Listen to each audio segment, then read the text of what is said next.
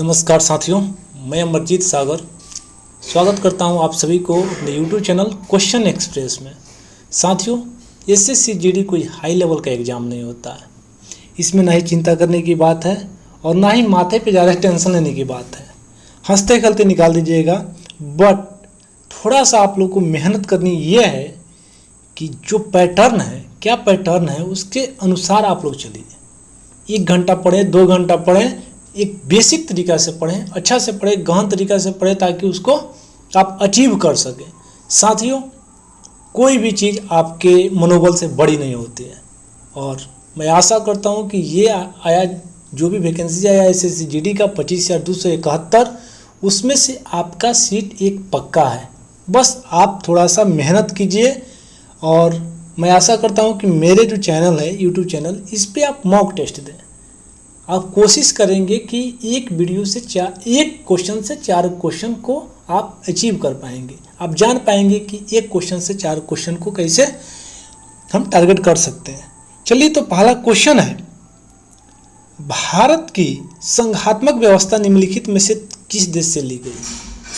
बताएंगे, भारत की संघात्मक व्यवस्था किस देश से ली गई है?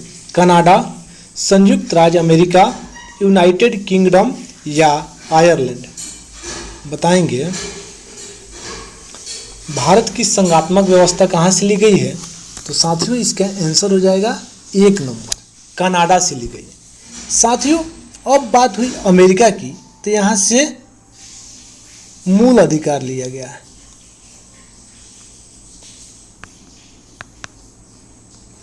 और यूनाइटेड किंगडम यानी ब्रिटेन से लिया गया है संसदीय व्यवस्था। संसदीय व्यवस्था। चलिए लास्ट देखते हैं, 4 नंबर, आयरलैंड से लिया गया है नीति निर्देशन तत्व। नीति निर्देशक तत्व लिया गया है, याद रखेंगे। चलिए सेकंड नंबर क्वेश्चन देखते हैं। सेकंड नंबर क्वेश्चन कह रहा है, अंतर्राष्ट्रीय अहिंसा दिवस कब मनाया जाता है? बताएंगे, अंतर्राष्ट्रीय अहिंसा दिवस निम्न में से किस दिन को मनाया जाता है? 10 दिसंबर, 2 अक्टूबर, 21 मार्च या 15 जनवरी को? बताएंगे, अंतर्राष्ट्रीय अहिंसा दिवस कब मनाया जाता है?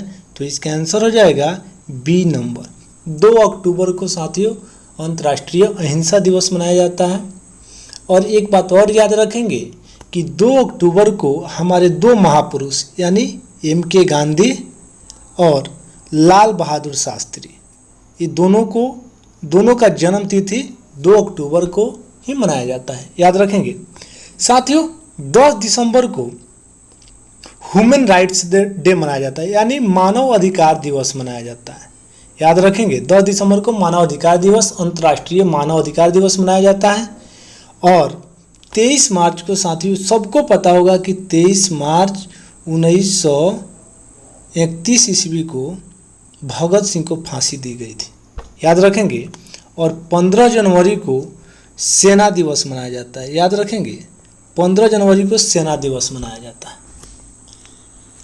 चलिए 3 नंबर क्वेश्चन की ओर बढ़ते हैं और 3 नंबर क्वेश्चन कहता है, जापान की संसद को निम्नलिखित में से किस नाम से जाना जाता है? बताएंगे, जापान की जो संसद है उसको किस नाम से जानते हैं या जाना जाता है?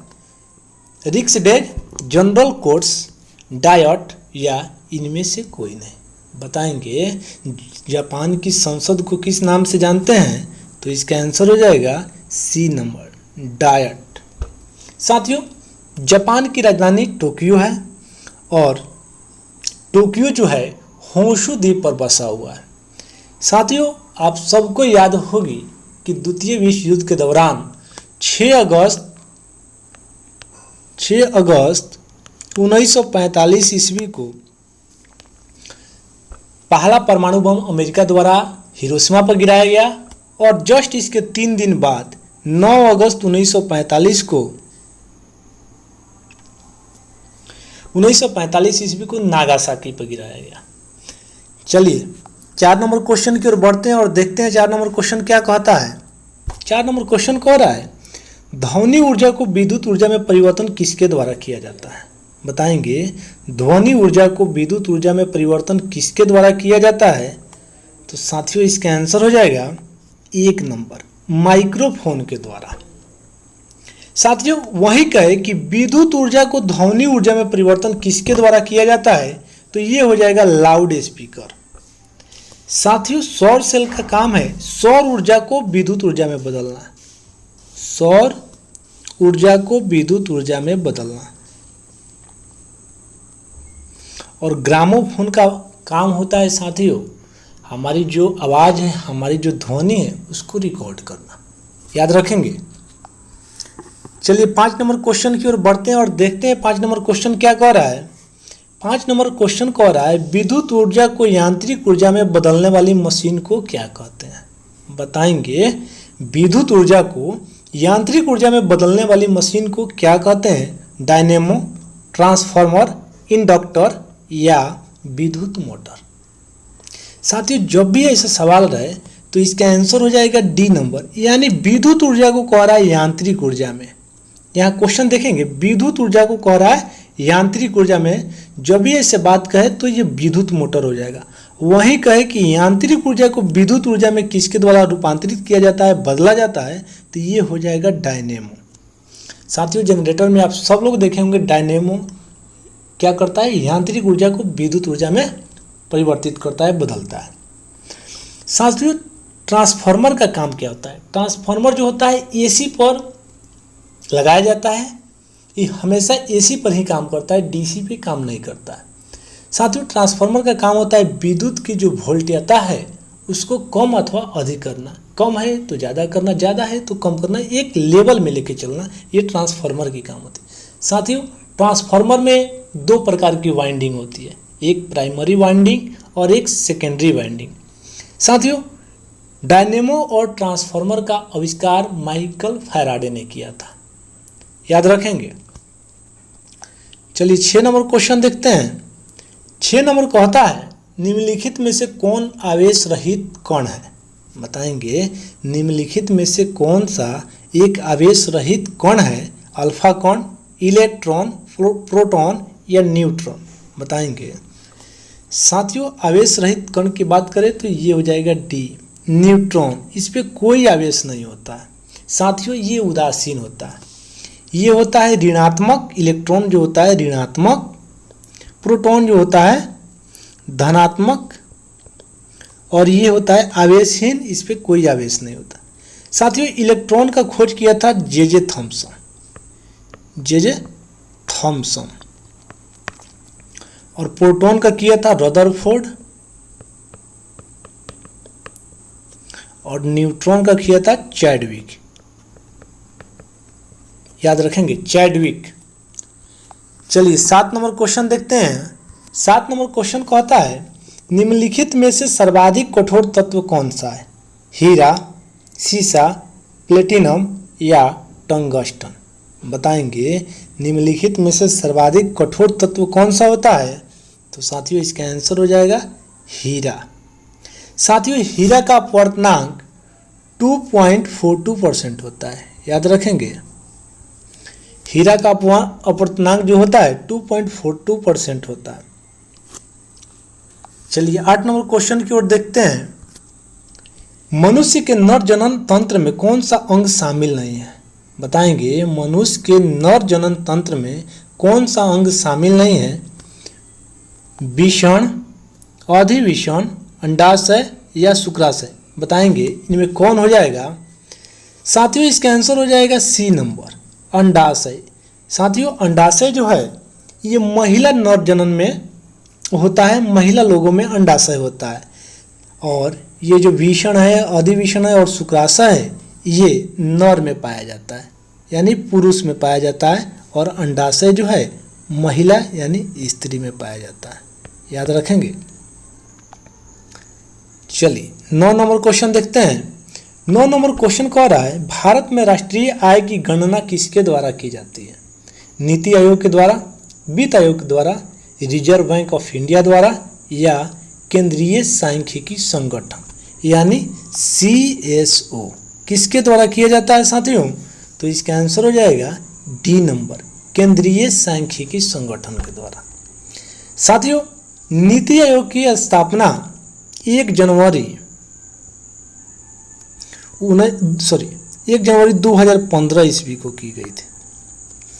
वित्त आयोग का गठन अनुच्छेद 280 में दिया गया है, याद रखेंगे। रिजर्व बैंक इंडिया की स्थापना 1935 ईस्वी में की गई थी, याद रखेंगे।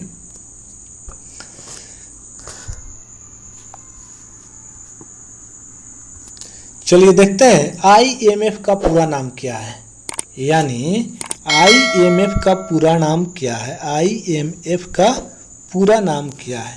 International monetary fund, Indian money fund, international monies federation, international machine federation या इंस्टीट्यूट ऑफ मॉनेटरी फाइनेंस। बताएंगे आईएमएफ का पूरा नाम क्या है, तो इसका आंसर हो जाएगा 1 नंबर, इंटरनेशनल मॉनेटरी फंड। चलिए 11 नंबर क्वेश्चन देखते हैं। 11 नंबर क्वेश्चन कह रहा है विश्व व्यापार संगठन का यानी WTO का पूर्ववर्ती नाम निम्न में से क्या था? बताएंगे विश्व व्यापार संगठन यानी WTO का पूर्ववर्ती नाम क्या था?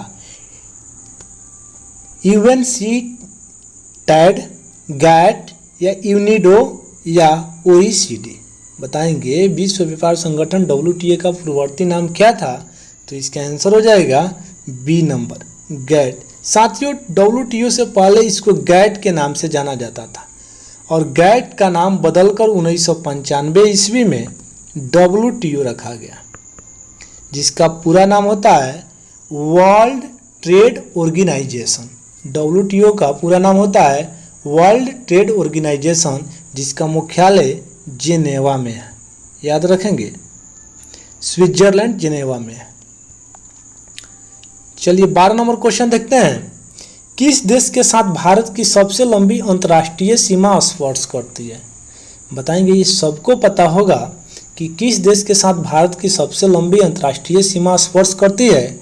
नेपाल, चीन, पाकिस्तान या बांग्लादेश। बताएंगे साथियों इसका आंसर हो जाएगा डी नंबर। साथियों, बांग्लादेश के साथ जो है भारतीय सीमा 4096 किलोमीटर तक लगती है, याद रखेंगे। साथियों, बात करें नेपाल की, तो नेपाल की राजधानी जो है काठमांडू है, चीन की बीजिंग है, पाकिस्तान की इस्लामाबाद है और बांग्लादेश की राजधानी साथियों ढाका है।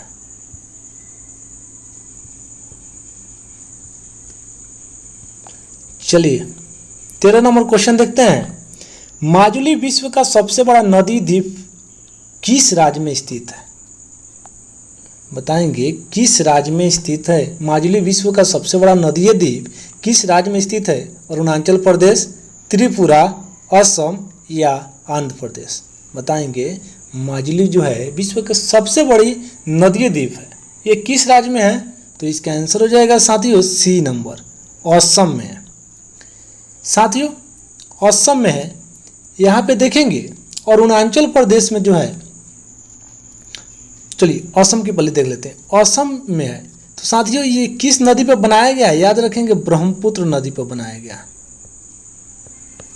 ब्रह्मपुत्र नदी पर बनाया गया। साथियों अरुणाचल प्रदेश के मुख्यमंत्री जो हैं प्रेमा खांडू हैं, प्रेमा खांडू। त्रिपुरा का है विप्लव देव,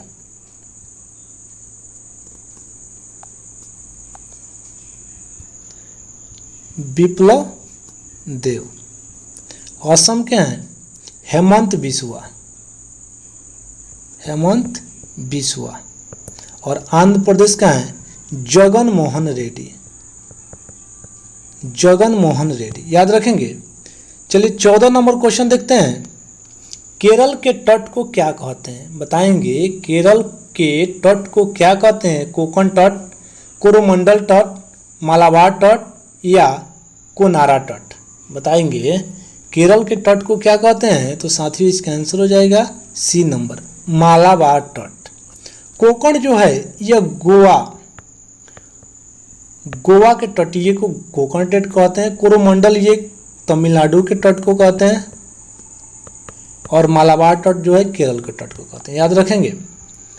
15 नंबर क्वेश्चन देखते हैं। 15 नंबर क्वेश्चन कह रहा है कंचनजंगा राष्ट्रीय उद्यान किस राज्य में है? बताएंगे कंचनजंगा राष्ट्रीय उद्यान किस राज्य में है? तो साथियों इसका आंसर हो जाएगा डी नंबर, सिक्किम में है। साथियों महाराष्ट्र में संजय गांधी राष्ट्रीय उद्यान है, संजय गांधी राष्ट्रीय उद्यान है। उड़ीसा में है सिमलीपाल, सिमलीपाल। राजस्थान में रणथंभौर, रणथंभौर, केवलादेव, याद रखेंगे। चलिए 16 नंबर क्वेश्चन देखते हैं। बलुआ पत्थर किस चट्टान, बलुआ पत्थर किस प्रकार की चट्टान है? चुनेदार चट्टान, आग्नेय चट्टान, कार्यावंतरी चट्टान या अवसादी चट्टान? बताएंगे बलुआ पत्थर, संगमरमर, ये सब किस चट्टान का एक उदाहरण है? तो साथियों इसका आंसर हो जाएगा डी नंबर, अवसादी चट्टान का। चलिए 17 नंबर क्वेश्चन देखते हैं। सिंधु घाटी का कौन सा स्थल वर्तमान में पाकिस्तान में स्थित है? बताएंगे सिंधु घाटी का कौन सा स्थल वर्तमान में पाकिस्तान में स्थित है? कालीबंगा, लोथल, हड़प्पा या आलमगीरपुर? बताएंगे साथियों इसका आंसर हो जाएगा सी नंबर, हड़प्पा और मोहनजोदाड़ो, ये पाकिस्तान प्रांत में स्थित है। साथियों कालीबंगन जो है ये राजस्थान में है, लोथल जो है गुजरात में है और आलमगीर जो पुर है यह यूपी में है, उत्तर प्रदेश में। चलिए 18 नंबर क्वेश्चन देखते हैं। 18 नंबर क्वेश्चन कह रहा है निम्नलिखित में से सबसे प्राचीन वेद किसे कहा जाता है? यजुर्वेद, सामवेद, अथर्ववेद या ऋग्वेद? बताएंगे निम्नलिखित में से सबसे प्राचीन वेद किसे कहते हैं? तो साथियों इसका आंसर हो जाएगा डी नंबर, ऋग्वेद को कहा जाता है। साथियों यजुर्वेद है ये आयुर्वेद का वेद है, आयुर्वेद यानी जड़ी बूटी का वेद है। सामवेद जो है संगीत का वेद है और अथर्ववेद जो है ये जादू टोना का वेद है, जादू टोना का वेद है, याद रखेंगे। वैसे वेद 4 प्रकार के होते हैं, वेद टाइप ऑफ 4 यानी 4 प्रकार के होते हैं, याद रखेंगे। चलिए 19 नंबर क्वेश्चन देखते हैं। सत्यमेव जयते कहाँ से लिया गया है? मनुस्मृति से, मुंडकोपनिषद से, भगवत गीता से या ऋग्वेद से? बताएंगे श्री सत्यमेव जयते कहाँ से लिया गया है? तो साथियों ये मुंडकोपनिषद से लिया गया है, याद रखेंगे। चलिए 20 नंबर क्वेश्चन और लास्ट क्वेश्चन देखते हैं। चंद्रगुप्त मौर्य के पश्चात यानी चंद्रगुप्त मौर्य के बाद सिंहासन पर कौन बैठा था? बताएंगे चंद्रगुप्त मौर्य के बाद सिंहासन पर कौन बैठा था? बिंबिसार, बिंदुसार, अशोक या विष्णुगुप्त? साथियों इसका आंसर हो जाएगा बी नंबर, बिंदुसार। चंद्रगुप्त मौर्य का पुत्र था बिंदुसार और बिंदुसार के हटने के बाद अशोक गद्दी पर बैठा, यानी बिंदुसार का बेटा था अशोक। यानी अगर कहे कि चंद्रगुप्त मौर्य का पोता कौन था तो ये हो जाएगा अशोक, चंद्रगुप्त मौर्य का बेटा कौन था ये हो जाएगा बिंदुसार, याद रखेंगे। बिंबिसार और बिंदुसार में साथियों दिल्ली आसमान का फर्क है। साथियों बिंबिसार जो था ये हर्यक वंश से संबंधित था और चंद्रगुप्त मौर्य जो था ये मौर्य वंश से संबंधित था, याद रखेंगे। साथियों आप सभी को ये वीडियो अच्छा लगा हो, हेल्पफुल लगा हो तो आप मेरे चैनल को अपने साथियों के साथ शेयर करें और रेगुलर बने रहें मेरे चैनल पे। मैं प्रत्येक दिन एक नया टॉपिक, नया क्वेश्चन का उद्भेदन करता हूँ, सिखाता हूँ, बताता हूँ। कहीं भी क्वेश्चन में प्रॉब्लम आए तो साथियों आप मेरे कमेंट बॉक्स में बताएं, लिखें और मैं आशा करता हूँ कि आप सब को ये अच्छा लगे। चलिए तो अगले नेक्स्ट वीडियो में मिलते हैं, तब तक के लिए आप सभी को जय हिंद, जय भारत। अपना ख्याल रखें, अपने परिवार का ख्याल रखें और आने वाले वैकेंसी जो SSC GD है उसमें आपका एक सिलेक्शन पक्का होना चाहिए। जी जान लगा दीजिए साथियों, कंपटीशन डेली के डेली हाई हो रहा है। चलिए तो अगले नेक्स्ट वीडियो में मिलते हैं, तब तक के लिए आप सभी को जय हिंद, जय भारत, वंदे मातरम।